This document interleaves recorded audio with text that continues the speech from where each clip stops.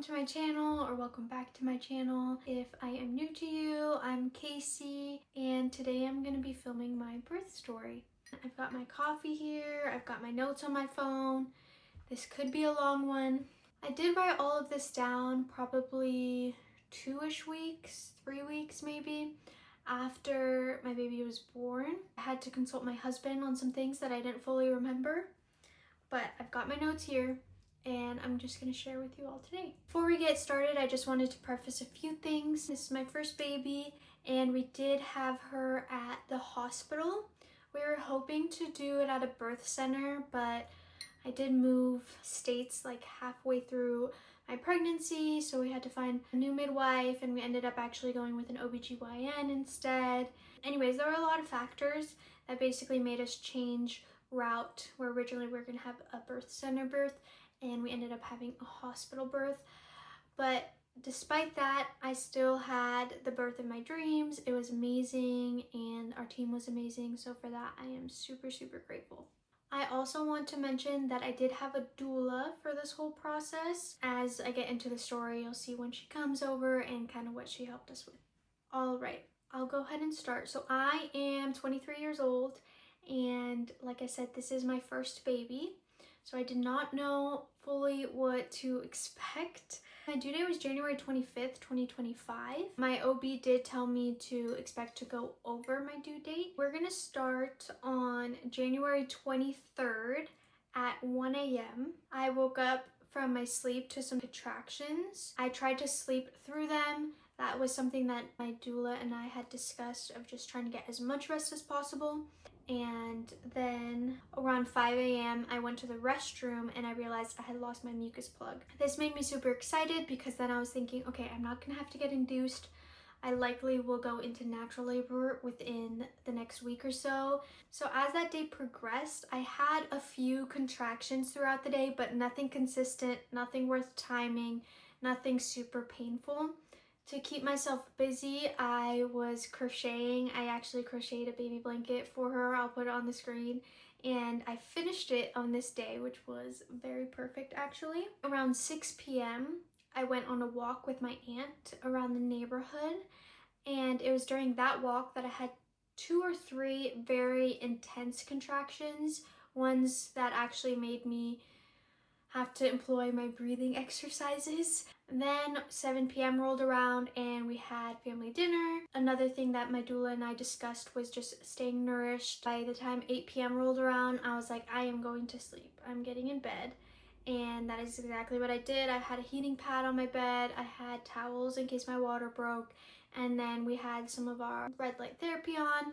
And I just curled up, put on some Netflix, and was just ready to sleep, or so I thought. From around 8:50 to 9:20, I had 4 very strong contractions, and they were around 10 minutes apart. On the 5th contraction at exactly 9:30, my water broke, which was crazy because I had not heard of many stories of this happening naturally. A lot of the moms that I talked to had to either have their water broken at the hospital, or it just wasn't the same experience as mine. So essentially I was still laying in bed and I was just getting ready to sleep, and I heard my water break and then I felt it. So when I heard it, it literally sounded exactly like a water balloon popping.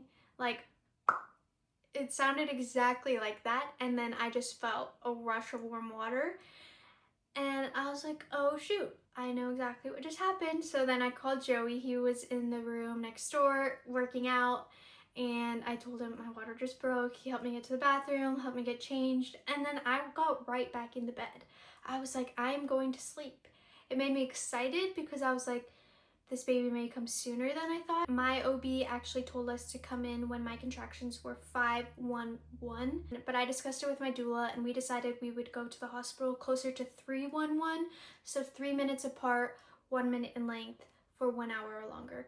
And keep in mind, the hospital is also 30 minutes away from where we were living, so we didn't want to go too close, but we also didn't want to get there too early.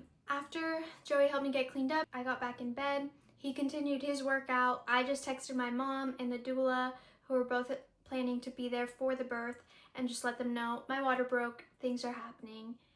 just so that they would have a better idea of where I was. Joey then hopped in the shower. Like I said, I was trying to go to sleep. Both of us were very much like, we're in this for the long haul. There's still a lot of time till we meet this baby, essentially. But then within the hour, my contractions became 511, which the OB told us to go to the hospital when they were 511. And I just sent a screenshot of my contraction timer to my doula, and she immediately answered, "I'm on my way."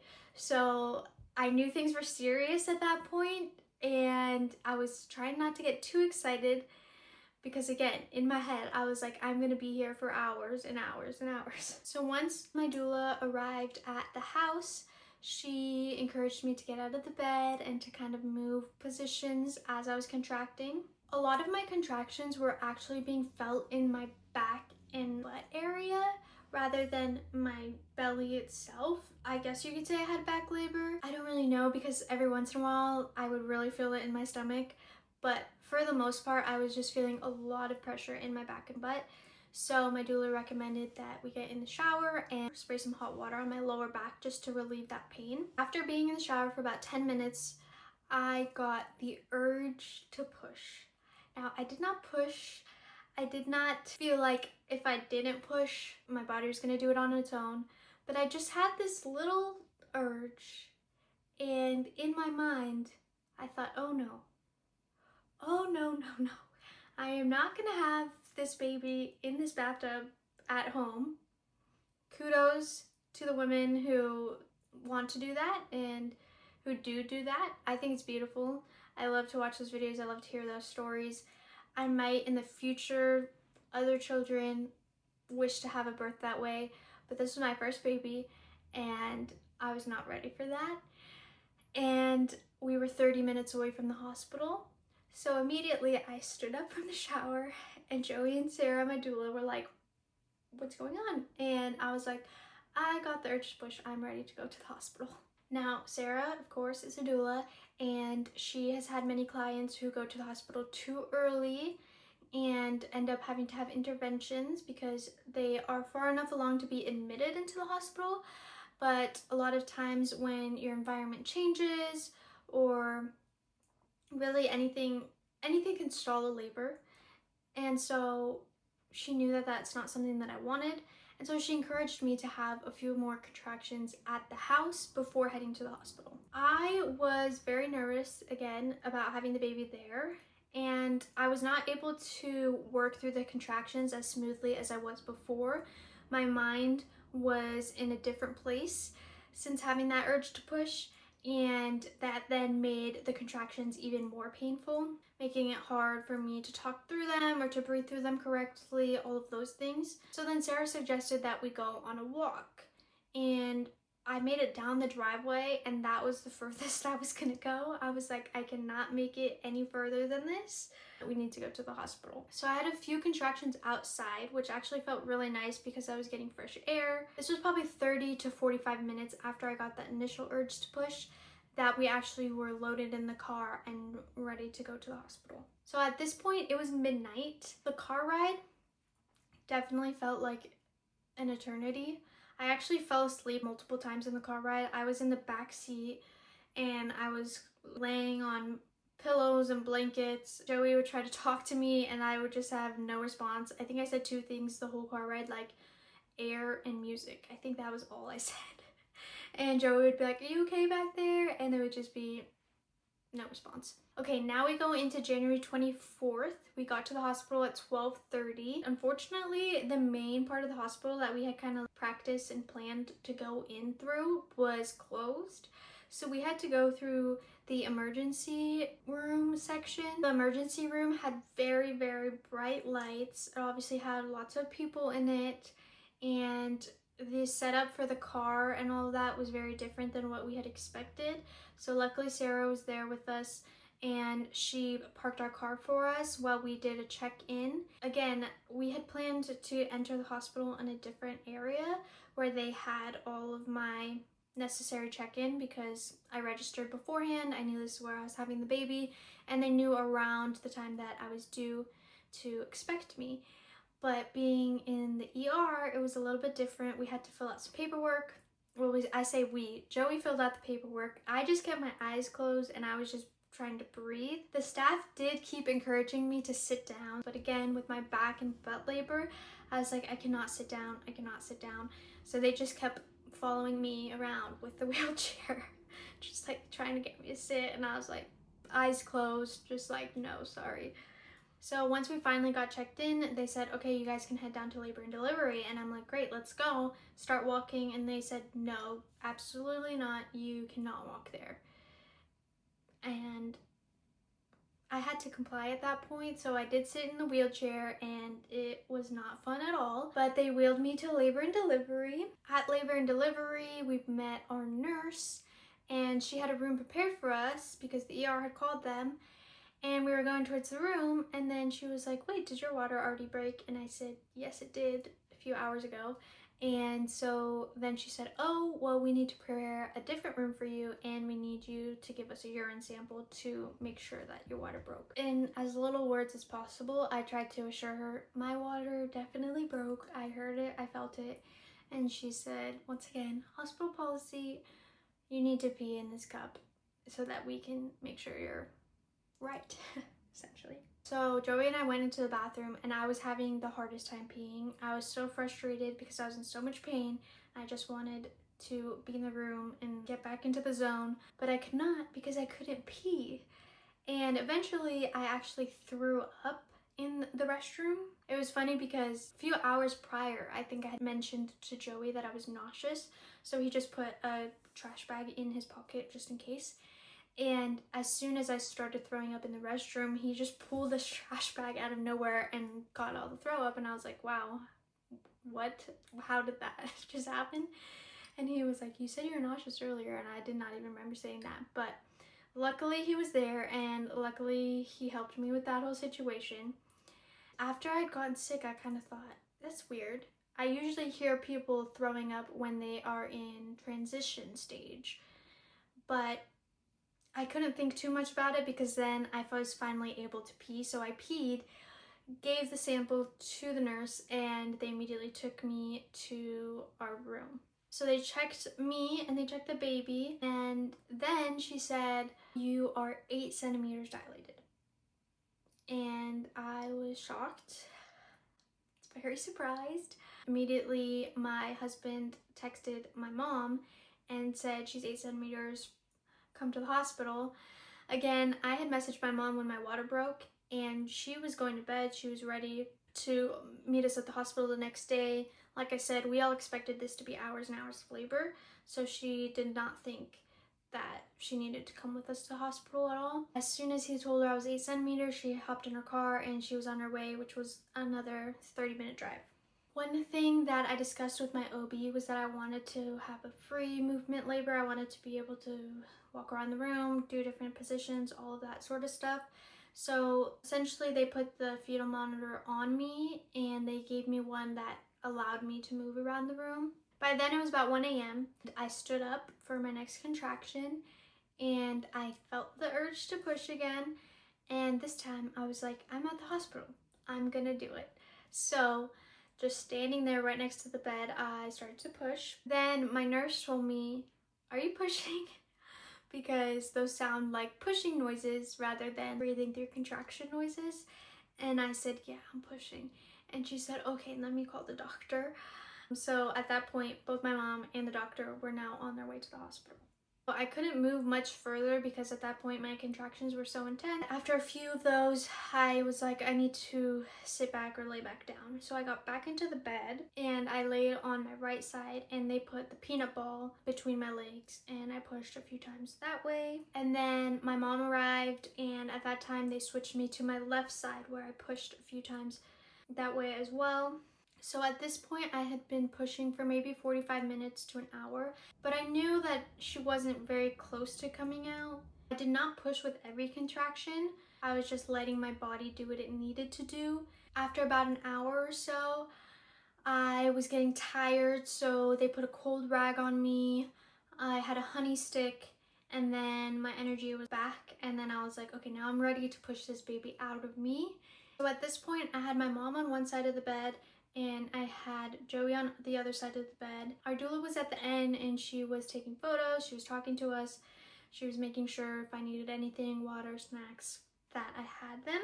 And then I wrote down, I don't know at what point, but at some point I started using my birthing comb, and that was very, very helpful during the pushing stages. I do think I had it during the contractions as well, but I just remember it being very helpful during the pushing. Around 3 a.m., I went into my desired birthing position, which was on my knees with my arms on the back of the headboard. I pushed in this position for a little while. Then my doula reminded me to have my knees inwards and my ankles outwards because I was kind of 90-degree, hips over knees, essentially putting the knees together and the ankles out. Although it seems counterintuitive, it actually opens your pelvis more. So as soon as I moved to that position, I knew instantly this is how the baby's gonna come out, and it's gonna happen soon. Within 2 pushes probably in that position, my doctor said we can see the head, and she asked Joey if he wanted to come touch the head, so he got to go touch the baby. He got to be the first to touch the baby. And then at 3:38, baby girl was born. So after 6 hours of labor, 2 to 2.5 hours of pushing, we finally got to meet the baby. I turned around, laid down, and she was placed on my chest. She was wide awake, staring at the both of us, and we just got to enjoy her. As she was on my chest, she began kicking my stomach, kind of trying to move up more on my chest, and the kicking actually helped my placenta to release. So as I mentioned before, I did not want Pitocin, I did not want epidural, and although they didn't give me Pitocin to induce me or to speed labor along, sometimes they give you Pitocin afterwards as well to encourage the placenta to detach and fall out. But baby did exactly what she was supposed to do from outside the womb, which is crazy. So I delivered the placenta naturally as well. And then after about 15, almost 20 minutes, when the umbilical cord turned white and stopped pulsating, Joey was able to cut that, and then she was just hours and just free, and she was with us for about an hour. And then another nurse came in and did her weight and her height and all of that information. So after all of her checks and everything, I got her back and we immediately started learning how to breastfeed. Then they helped me get cleaned up and Dad got turned holding her, and then we got transferred to the mommy baby unit of the hospital. Another thing that I want to mention is that I was lucky enough to have no tearing, so my recovery was also very smooth. I don't know if I asked my OB or if she just told me, but a few minutes after she was born, she did say, "And you have no tears," and I was just grinning ear to ear. But that was my birth story. Dare I say, after the birth, 2 days later, when I had gotten home, I told Joey, I think I should be a surrogate, because to me, I had an amazing pregnancy, and again, I had the birth of my dreams, and I felt ready to do it again. Maybe not that day, but soon after. So I just feel so thankful to have had that experience, and I'm just so happy to share it with others too, because I know that a lot of times pregnancy and labor and birth can be a scary subject, or it can be something that is talked about negatively. And of course, everybody's experience is their own, but I just wanted to share my experience. That was a positive one. Apparently not all first-time moms are in labor for days, having 2 to 4 degree tears, having to use every intervention under the book. Obviously, there are times when those things do happen and those things are necessary, but I just want to be an encouragement in telling you that those are not always the case.